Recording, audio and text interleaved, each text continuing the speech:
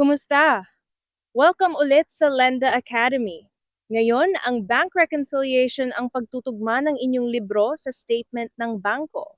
Kailangan ito ang accounting module at isang bank account na nakalink sa inyong general ledger. Buksan natin ang bank reconciliation, tapos new reconciliation. Piliin ang bank account ang BDO account natin. Ilagay ang petsa ng statement at ang ending balance na nakasaad sa statement ng bangko. I-start na natin.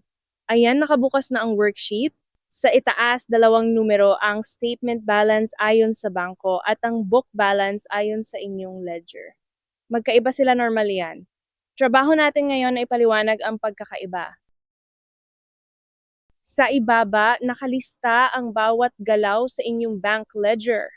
I-check natin ang bawat isa na lumabas na sa statement ng bangko ito ang mga na-clear na. Ang opening balance, ang mga deposito ng koleksyon at ang withdrawal para sa gastos lahat ito, nasa statement na. Pero pansinin, ang huling deposito 40,000 kakapasok lang, hindi pa ito lumalabas sa statement. Ito ang tinatawag na deposit in transit, iiwan muna natin itong hindi nakatsek. Kita ninyo sa taas. Habang tinitsek, nagbabago ang adjusted na balanse. May natitira pang pagkakaiba, 500 piso. May kulang pa.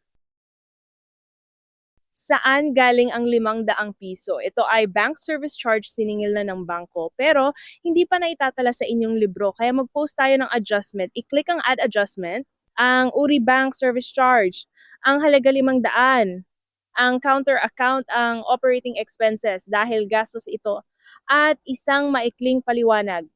I-post natin. Ayan, automatikong gumawa ng journal entry, inayos ang libro, at ngayon kita ninyo zero na ang pagkakaiba. Balance na, tugma na ang inyong libro sa statement ng bangko. Kapag balance na, i-lock natin ito. I-click ang lock reconciliation, tapos confirm. Ni-freeze na ito bilang isang audit snapshot, hindi na mababago ang mga check. Ito ang magsisilbing patunay para sa auditor at sa CDA. Balik tayo sa listahan, dito nakatala ang lahat ng nakaraang reconciliation, kumpletong kasaysayan. At kung kinakailangan, may permiso para i-reopen ang isang na-lock. Isa pang tip, sa halip na mano-manong pag-check, pwede ninyong import ang statement ng bangko bilang CSV, automatikong tutugmaan nito ang mga galaw. Malaking tipid sa oras.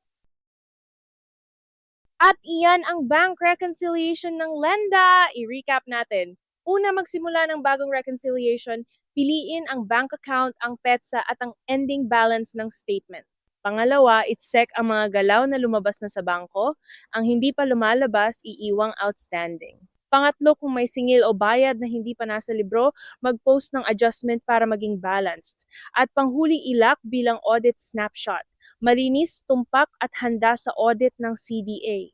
Ngayong nasa cooperative edition na tayo, sa susunod na module ay tutuklasin natin ang puso ng kooperatiba, ang members at ang share capital. Kita-kita tayo doon!